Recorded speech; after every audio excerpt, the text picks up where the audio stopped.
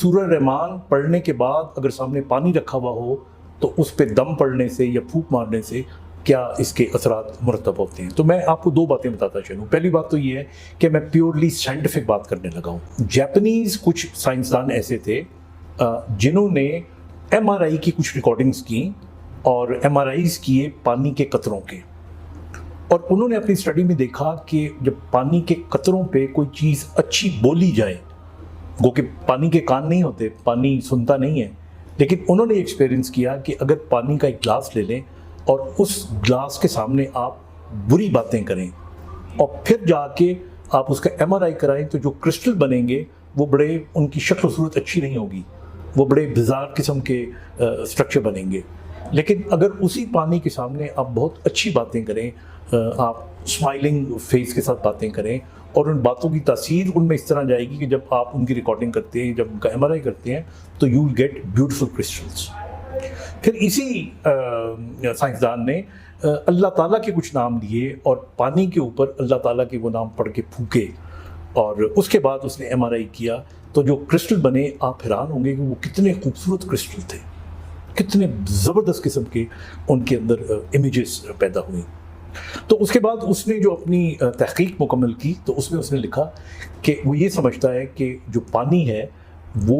Effect लेता है लोगों की आवाज़ों का, और लोगों की ख़ास तौर पे जो माने होती हैं अल्फाज के अंदर उनका असर पानी पे होता है। यकीनन होता होगा और होता होगा तभी उसको ये नज़र आया। अब आप इंसानी जिस्म पे आ जाएं, इंसानी जिस्म में भी अगर देखें तो 70% पानी होता है और बाकी जो ये इंटरस्टिशियल स्पेसेस के अंदर होता है, और बाकी जो स्पेसेस हैं उनके अंदर भी जो पानी है वो मिला के देखा जाए तो ये बहुत बड़ी इसकी परसेंटेज बनती है। तो इंसान भी बेसिकली मैक्सिमम जो उसकी कंपोजिशन है उसके अंदर पानी शामिल है। अब जब सूरह रहमान को आप पढ़ते हैं और सूरह रहमान पढ़ने के बाद और पूरी सूरह रहमान को आप सुनते हैं तो जब सुन रहे होते हैं तो ज़ाहिर है कि वो आवाज़ भी कोई पढ़ रहा होता है या कोई वो सुना रहा होता है, तो उसका इफ़ेक्ट उस पानी पे ज़रूर होता होगा। और देखने में ही आया है, एक छोटा सा जो एक्सपेरिमेंट हमने किया था वो ये था कि लोगों का जो पानी सूरह रहमान को सुनने के बाद जब उन्होंने पिया तो उसका जायका थोड़ा सा बदला हुआ था, या आप कह सकते हैं वो खुश जायका हो गया था।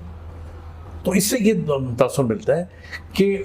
सूरह रहमान के अंदर जो एक म्यूज़िकल क्रिशेंडो है, जो अल्फाज इस्तेमाल किए गए हैं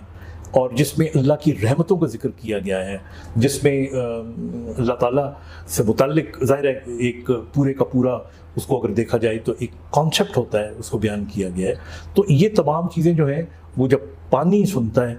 तो पानी के सुनने के बाद उसके अंदर ऐसी तासीर पैदा हो जाती है कि जब आप वो पीते हैं तो आपके जिस्म के अंदर भी 70% जो है उससे ज़्यादा पानी है, तो वो एफिकेसी यहाँ तक भी चली जाती है। तो ये एक इसकी साइंटिफिक तौजीह है। तो आपके जो सवाल का यही जवाब था कि मेरे ख्याल में इसलिए उस पानी को पीने से हम कह सकते हैं कि साइंटिफिकली भी असर पड़ता होगा।